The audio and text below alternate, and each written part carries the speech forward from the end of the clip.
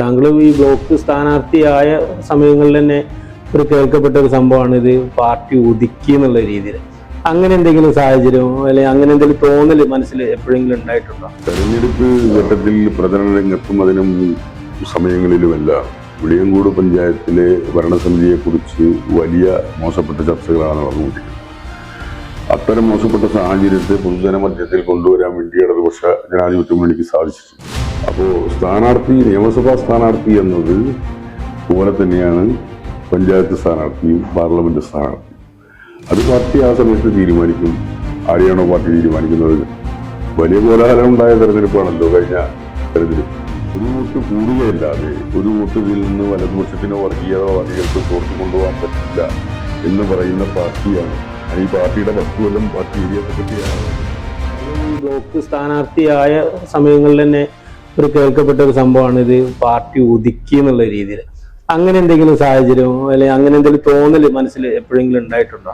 Party ഇത് communist പാർട്ടിയാണ്. Marxist Leninist സംഘടനാ രീതി അനുസരിച്ച് പ്രവർത്തിക്കുന്ന ഒരു പാർട്ടിയാണ്. ആ പാർട്ടിക്ക് നിരക്കാത്ത സാഹചര്യങ്ങൾ നമ്മളിൽ നിന്നോ നമ്മുടെ കാരണങ്ങൾ കൊണ്ടോ അല്ലെങ്കിൽ നമ്മുടെ പേര് കൊണ്ടോ ഉണ്ടായിട്ടുണ്ടെങ്കിൽ പാർട്ടിയെ സംരക്ഷിക്കുക എന്നുള്ളതാണ് ഏതൊരു പാർട്ടി അംഗത്തിന്റെയും ചുമതല. അങ്ങനെ പാർട്ടി തീരുമാനം വന്നാൽ അതിനെ ഒതുക്കുക എന്നുള്ളതിനർത്ഥമില്ല. എൻ്റെ പേരിൽ ഒരു നടപടി വന്നതാണല്ലോ. ആ നടപടിയെ സീരിയസ് വഹിച്ച് ഞാനിവിടെ ബ്രാഞ്ചിൽ പ്രവർത്തിക്കുന്നത് നിങ്ങൾ കണ്ടാണ്. എൻ്റെ മെമ്പർഷിപ്പ് ബ്രാഞ്ചിലേക്ക് വന്നപ്പോൾ ബ്രാഞ്ചിൽ പ്രവർത്തിച്ച ആളാണ് ഞാൻ. പക്ഷെ ബ്രാഞ്ചിൽ പ്രവർത്തിച്ച് കൂടുതൽ കാലം നിർത്താൻ പാർട്ടി എന്നെ തയ്യാറായില്ല. വളരെ വേഗത്തിൽ തന്നെ പാർട്ടി AC-യിലേക്ക് കൊണ്ടുവരിക, AC സെന്ററിന്റെ ഭാഗമാക്കി കൊണ്ടുവരിക, പിന്നീട് സമ്മേളന പ്രതിനിധിയാകുക, സമ്മേളന പ്രതിനിധി ആയതിനു ശേഷം ജില്ലാ കമ്മിറ്റിയിലേക്ക് വരിക, ജില്ലാ സെക്രട്ടറിയിലേക്ക്. ഒരു സമ്മേളന കാലയളവിൽ തന്നെ പാർട്ടിയുടെ നിലപാടുകളെ സംരക്ഷിക്കുക എന്നുള്ളത് അനിവാര്യമായ കാര്യമാണ്. അത് ഞാനായാലും മറ്റാരായാലും അതിന് ബാധ്യസ്ഥരാണ് അത് അംഗീകരിക്കാൻ. അത് അംഗീകരിച്ചു പോകുന്ന സാഹചര്യം തന്നെ ഉണ്ടായിട്ടുള്ളൂ. തിരിച്ച് വളരെ വേഗത്തിൽ തന്നെ പാർട്ടി അത് ബോധ്യപ്പെടുകയും അതിനനുസരിച്ച് നിലപാട് സ്വീകരിക്കുകയും ചെയ്തു. അപ്പോൾ ഒതുക്കുക എന്നുള്ളത് അങ്ങനെ ഒരു ചർച്ചയുടെ ഭാഗമായി ഉണ്ടാവേണ്ടതല്ല. പിന്നെ പലരും പ്രതീക്ഷിക്കുന്നതിന് വിപരീതമായാണല്ലോ വന്നത് എന്നതുകൊണ്ട് ചിലപ്പോൾ ആളുകൾ ചർച്ച ചെയ്യുന്നുണ്ടാവും. പക്ഷെ അതിന് അടിസ്ഥാനമില്ല. ഈ പൊന്നാനി നഗരസഭ തെരഞ്ഞെടുപ്പിലെ ഏരിയ കമ്മിറ്റി അംഗങ്ങൾ തോൽക്കുന്ന ഒരു സാഹചര്യം ഉണ്ട്. എന്താണ് അവിടെ എന്തെങ്കിലും പാർട്ടിക്ക് എന്തെങ്കിലും ഒരു സംഘടനാപരമായിട്ടൊരു കെട്ടുറപ്പിന് എന്തെങ്കിലും രീതിയിൽ ബാധിച്ചിട്ടുണ്ടോ പൊന്നാനിക്ക്? അത്തരം കാര്യങ്ങൾ പിന്നെ പരിശോധിച്ചു വരേണ്ടതാണ്. തെരഞ്ഞെടുപ്പിൽ മത്സരിപ്പിച്ച പ്രധാനപ്പെട്ട ചില സഹാക്കൾക്ക് പിന്നെ പരാജയം വന്നിട്ടുണ്ട്. അതിന്റെ കാര്യകാരണങ്ങളൊഒക്കെ പരിശോധിച്ച് റിവ്യൂ തയ്യാറാക്കുന്നതിന് വേണ്ടിയുള്ള റിവ്യൂ റിപ്പോർട്ട് ഉണ്ടാകും. അത് പരിശോധിച്ച് ആവശ്യമായ നിലപാടുകൾ സ്വീകരിച്ചു. തീരദേശത്ത് CPM-ന്റെ സ്ഥാനാർത്ഥിയെ പരാജയപ്പെടുത്തിയാണ് SDP-യുടെ സ്ഥാനാർത്ഥി അവിടെ വിജയിക്കുന്ന സാഹചര്യം. അത് 10 വോട്ടിനാണ്. അപ്പൊ അങ്ങനെയുള്ള ഒരു സാഹചര്യങ്ങളൊക്കെ ഉണ്ടാവുന്നത് CPM-ന്റെ ഒരു.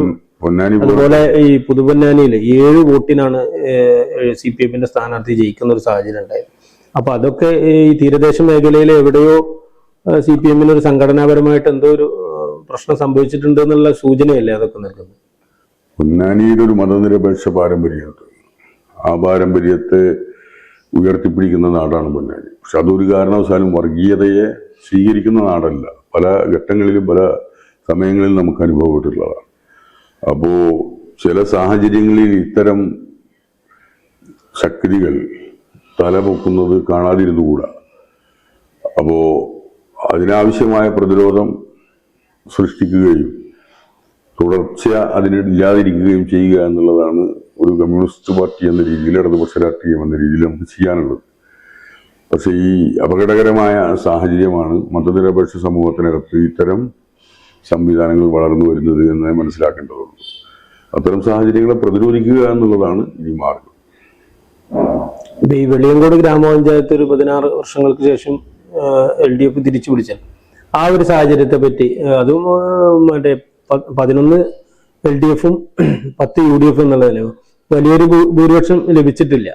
എന്താണ് ആ ഒരു സാഹചര്യങ്ങളെ പറ്റി വിലയിരുത്താനുള്ളത്, പറയാനുള്ളത്? തെരഞ്ഞെടുപ്പ് ഘട്ടത്തിൽ പ്രചരണ രംഗത്തും അതിനും സമയങ്ങളിലുമെല്ലാം വിളിയങ്കോട് പഞ്ചായത്തിലെ ഭരണസമിതിയെക്കുറിച്ച് വലിയ മോശപ്പെട്ട ചർച്ചകളാണ് നടന്നുകൊണ്ടിരിക്കുന്നത്. അത്തരം മോശപ്പെട്ട സാഹചര്യത്തെ പൊതുജന മധ്യത്തിൽ കൊണ്ടുവരാൻ വേണ്ടി ഇടതുപക്ഷ ജനാധിപത്യ മുന്നണിക്ക് സാധിച്ചിട്ടുണ്ട്.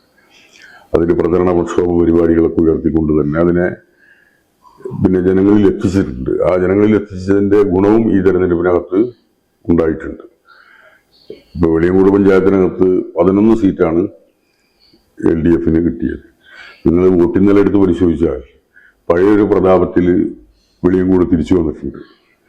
ഇടതുപക്ഷത്തിന്റെ വോട്ടും വലതുപക്ഷത്തിന്റെ വോട്ടും നോക്കിയാൽ അപ്പോൾ ജനപിന്തുണ എന്താണോ പഴയ LDF ആയിരുന്നത് ആ രീതിയിലേക്ക് തിരിച്ചു വരാൻ കഴിഞ്ഞ തെരഞ്ഞെടുപ്പാണ്. അതാണ് ഏറ്റവും പ്രധാനപ്പെട്ട കാര്യം. വോട്ടിംഗ് പാറ്റേൺ നോക്കിയാൽ നമുക്കത് മനസ്സിലാവും.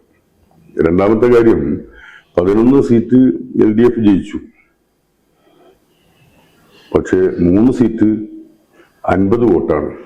2 സ്ഥലത്ത് 10, 11, 30 വോട്ട് എന്ന രീതിയിലേക്കാണ് 3 സീറ്റ് പോയത്. യഥാർത്ഥത്തിൽ ജനങ്ങൾ ചിന്തിച്ചിരുന്നത് മഹാഭൂരിപക്ഷം സീറ്റും ഇടതുപക്ഷത്തിന് നൽകാനാണ്. അപ്പൊ നല്ല ജനപിന്തുണ ഉണ്ടായിട്ടുണ്ട്. ഇടതുപക്ഷത്തിന് പഴയ കാലത്ത് വെളിയങ്കോട് എന്താണോ നൽകിയിരുന്നത് ആ പിന്തുണ വോട്ടർമാർക്കിടയിൽ ഉണ്ടായിട്ടുണ്ട് എന്നുള്ളത് വോട്ട് എടുത്ത് പരിശോധിച്ചാൽ നമുക്ക് കാണാൻ കഴിയും. സീറ്റുകൾ 2-3 സീറ്റ് ചെറിയ വോട്ടിന് നഷ്ടപ്പെട്ടു എന്നതൊഴിച്ചാൽ വെളിയങ്കോട് പഞ്ചായത്തിലെ ജനങ്ങൾ ഇടതുപക്ഷം ഉയർത്തിയ പിന്നെ മുദ്രാവാക്യത്തെ, ആശയത്തെ പിന്തുണച്ചിട്ടുണ്ട് പൂർണ്ണമായിട്ടും. ഇപ്പോ ഈ തദ്ദേശ ഭരണ തെരഞ്ഞെടുപ്പിൽ ഇപ്പോൾ നേരത്തെ നമ്മൾ പറഞ്ഞതുപോലെ മൊത്തത്തിൽ CPMന് വലിയൊരു പ്രഹരമാണ് ഏറ്റിട്ടുള്ളത്. ഇപ്പൊ പൊന്നാനി നിയോജക മണ്ഡലം എടുത്തു നോക്കുമ്പോഴും ആ ഒരു പ്രഹരം കാണുന്നുണ്ട്.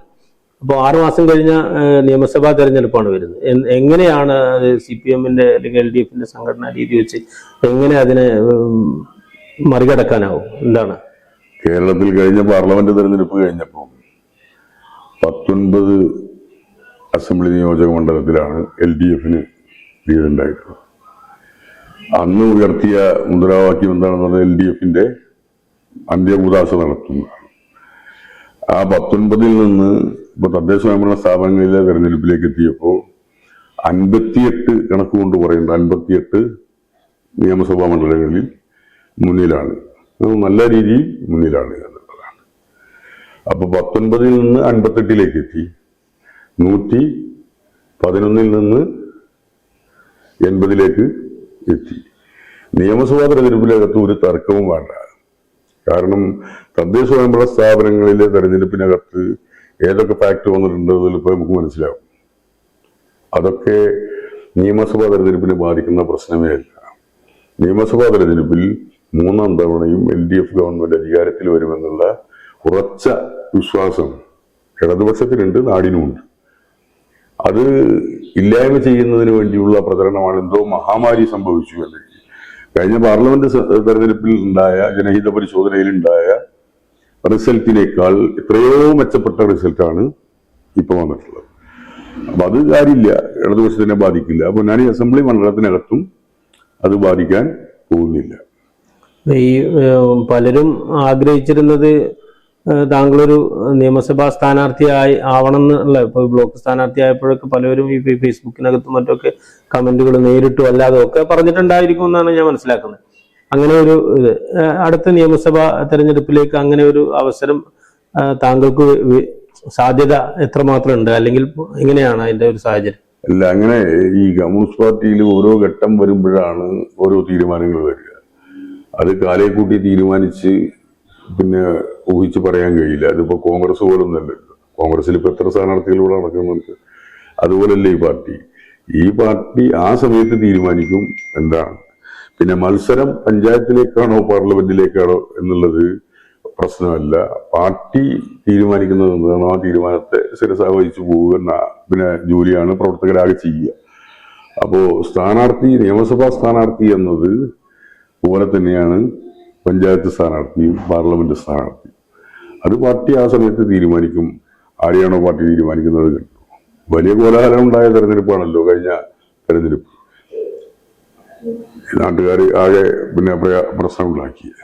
പക്ഷെ ആ തെരഞ്ഞെടുപ്പിലും പത്രസമ്മേളനം നടത്തുമ്പോൾ ആ പത്രസമ്മേളനത്തിനകത്ത് അന്നത്തെ നിലവിലെ സ്പീക്കറായിരുന്ന ശ്രീരാമകൃഷ്ണൻ, നന്ദേട്ടൻ ഉൾപ്പെടെയുള്ള ഞങ്ങൾ 3 പേരിരുന്ന ആ പത്രസമ്മേളനം നടത്തി. ഒരു കാര്യം മനസ്സിലായിക്കോളൂ, ഇവിടെ എന്തെങ്കിലും കുഴപ്പമുണ്ടാവുമെന്ന് കണ്ട് അതിനകത്ത് നിന്ന് എന്തെങ്കിലും ചോർത്തിക്കളയാമെന്നുള്ള ധാരണ വേണ്ടതില്ല. ഈ ചോദ്യങ്ങളിൽ ഒരു പ്രധാന കാര്യം അതാണ്. ഒരു വോട്ട് കൂടുകയല്ലാതെ ഒരു വോട്ട് ഇതിൽ നിന്ന് വലതുപക്ഷത്തിനോ വർഗീയവാദികൾക്കോ ചോർത്തി കൊണ്ടുപോകാൻ പറ്റില്ല എന്ന് പറയുന്ന പാർട്ടിയാണ്. ഞാൻ ഈ പാർട്ടിയുടെ 10 കൊല്ലം പാർട്ടി ഏരിയ സെക്രട്ടറി ആയ ആളെ പോലെ അങ്ങനെ ഉണ്ടാക്കിയെടുത്തൊരു, അങ്ങനെ പിന്നെ ഞാൻ കൂടി പങ്കുവഹിച്ചിട്ടുള്ള ഒരു പാർട്ടിയാണ്. അപ്പൊ ആ പാർട്ടിയിൽ നിന്ന് വേറൊന്നും പ്രതീക്ഷിക്കേണ്ടതില്ല. മറ്റതൊക്കെ പാർട്ടി തീരുമാനങ്ങൾക്ക് വിധേയമായി പോകുന്നത്.